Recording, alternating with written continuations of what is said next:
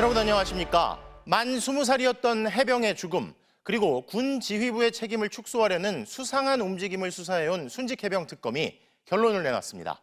특검은 이 사건을 VIP의 경로에서 시작된 조직적인 권력형 직권남용으로 규정하고 윤석열 전 대통령과 이종섭 전 국방부 장관 등 12명을 재판에 넘겼습니다. 첫 소식 차현진 기자가 보도합니다.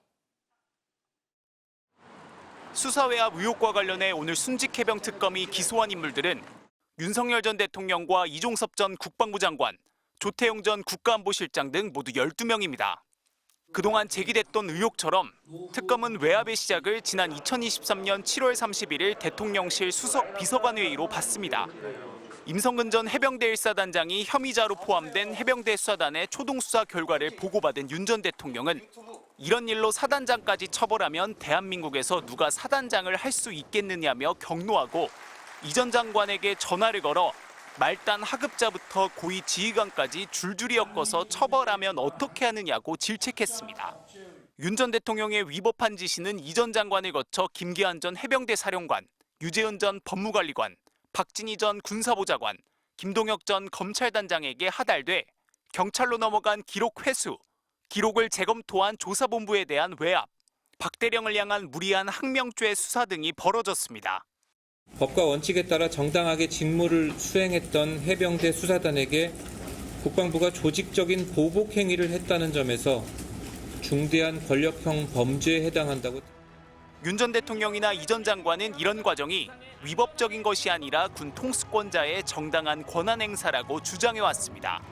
하지만 특검은 대통령은 장관을 통해 수사기관을 지휘, 감독할 권한은 있지만 이는 엄정, 공정, 신속 수사를 촉구하는 선언적 차원에만 한정된다며 혐의자에서 제외하라는 등의 개별적, 구체적 지시는 공정성과 독립성을 침해하고 자의적인 법 집행으로 오히려 국민의 기본권을 침해할 수 있다고 반박했습니다.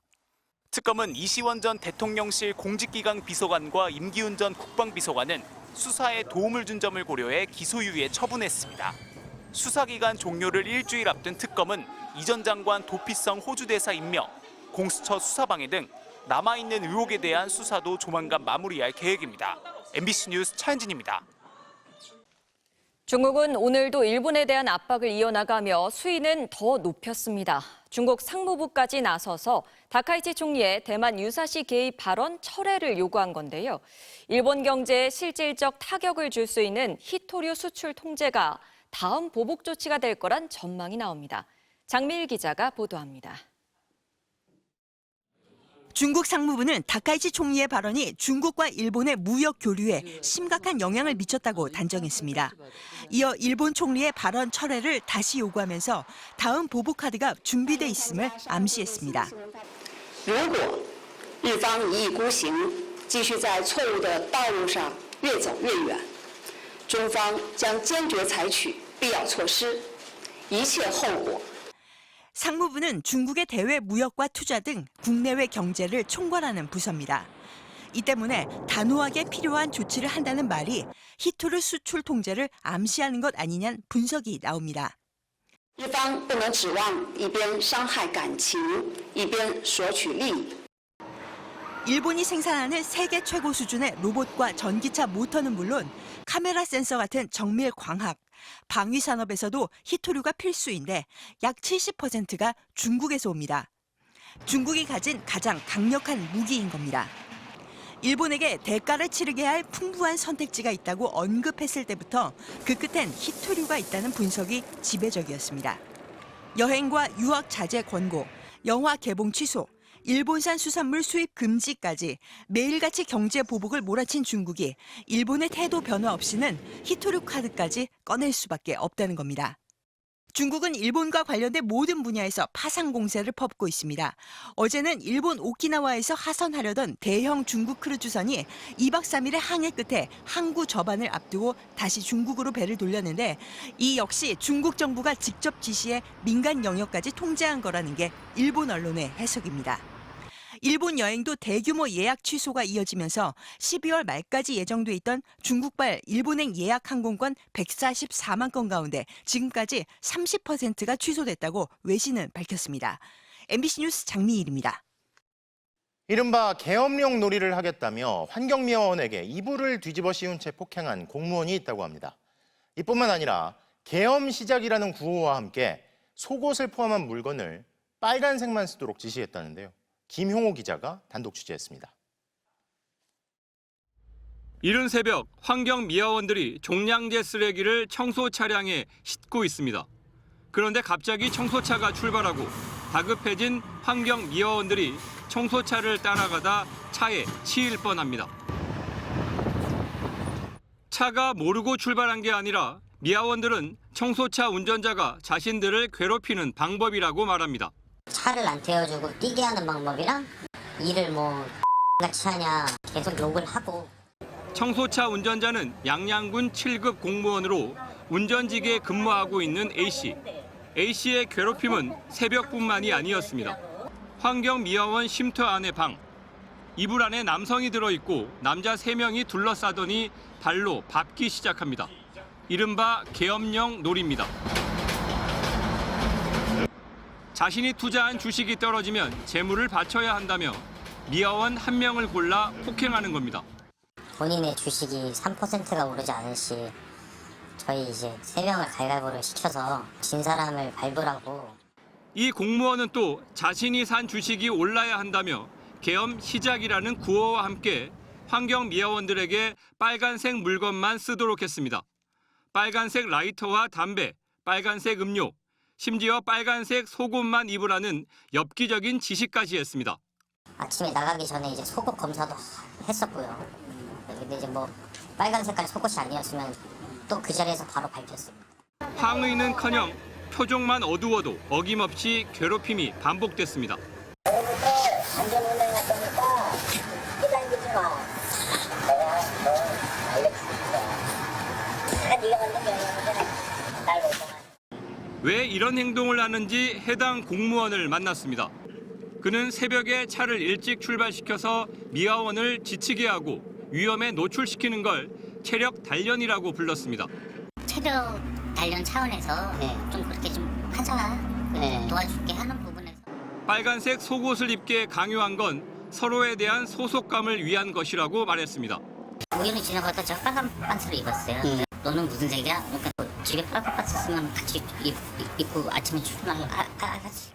계엄이라는 표현도 장난이었다고 말합니다. 장난삼아 게임식으로 해가지고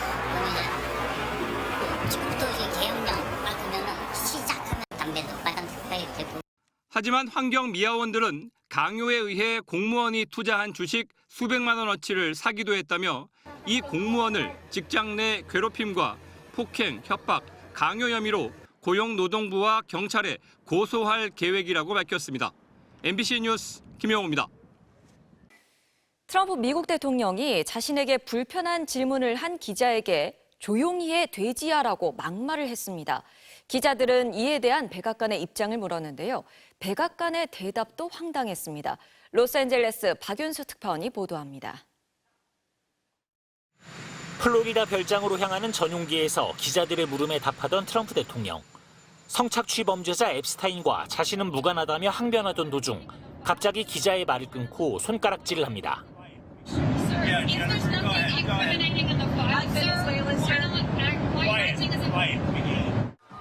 트럼프가 과거 앱스타인의 범행을 알았던 것으로 의심되는 내용의 앱스타인 이메일이 공개된 직후였습니다. 정가에서 앱스타인 파일 공개 요구가 커지는 상황에서 기자는 이에 대해 질문했던 겁니다. 그런데 질문을 하는 기자에게 트럼프 대통령은 돼지라고 모욕한 것입니다.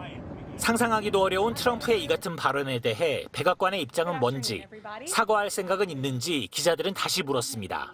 그런데 이에 대한 백악관의 해명이 더 기가 막혔습니다. 트럼프가 솔직하고 정직하기 때문에 기자를 돼지라고 모욕했다는 것입니다. The president is very frank and honest with everyone in this room. 사과나 유감의 말 한마디도 없이 트럼프의 이런 솔직함이 그가 다시 당선된 이유라고 트럼프를 추켜 세웠습니다. I think it's one of the many reasons that the American people re-elected this president because of his frankness. 그러더니 이 자리에 있는 모든 사람들은 거의 매일 대통령에게 질문할 수 있는 개방성에 감사해야 한다고도 했습니다. 불편한 질문을 던지는 언론은 가짜뉴스이고 그런 언론을 모욕하는 건 당연하다는 인식을 대통령과 참모들이 공유하는 셈입니다. 미국 기자협회는 성명을 통해 여성 기자들을 겨냥한 트럼프의 적대적인 태도는 지속적인 패턴이라며 강력히 규탄한다고 밝혔습니다. 로스앤젤레스에서 MBC 뉴스 박인수입니다. 오늘 새벽 서울에 있는 필로티 구조 아파트에서 불이 나 주민 50명이 병원으로 옮겨졌습니다. 화재에 취약한 필로티 구조 아파트 화재가 또 발생한 건데요. 문다영 기자입니다. 아파트 1층 주차장이 서서히 연기로 가득 찹니다. 불빛이 번쩍이더니 화염이 치솟고 순식간에 주변으로 번집니다. 오늘 새벽 5시 반쯤 서울 양천구에 있는 필로티 구조 아파트에서 불이 났습니다. 불이 차로 옮겨 붙으면서 총 18대가 완전히 탔습니다. 제 옆을 보시면 이렇게 전소된 차들이 있는 거를 보실 수가 있는데요. 이 차를 보시면 유리창이 완전히 깨져 있고 시트도 다 타서 골조만 남아 있습니다. 주민 50명이 연기를 마셔 병원으로 옮겨졌습니다. 크게 다친 사람은 없었습니다. 소방은 신고를 토대로 불이 1층에 주차된 차에서 시작된 것으로 보고 있습니다. 공동주택 안으로는 불길은 들어가지 않고 연기가 흡입된 상태입니다. 사방에서 공기가 유입되는 필로티 구조는 이른바 아궁이 효과로 큰 불로 이어질 수 있습니다. 필로티에 주차된 차량이 땔감이 됩니다. 지난 7월에도 필로티 구조인 경기 광명 아파트에서 불이 나 7명이 숨지고 65명이 다쳤고 지난 8월 서울 동대문구 다세대 주택에서 방화로 번진 불에 1명이 숨지고 14명이 병원에 옮겨졌습니다. 출입문이 지상 1층 한 곳뿐이었던 광명 동대문과 달리 이곳 주민들은 옥상과 지하 1층 연결 통로를 통해 대피할 수 있었습니다. 지하로 내려가가지고 통로가 있으니까 지하에서 나오는 통로 있으니까 그래서 나왔어요. 국토교통부에 따르면 전국 필로티 건물은 35만 동, 화재 대비책 마련이 시급해 보입니다. 경찰과 소방은 정확한 화재 원인을 밝히기 위해 오는 24일 합동 감식에 나섭니다. MBC 뉴스 문다영입니다.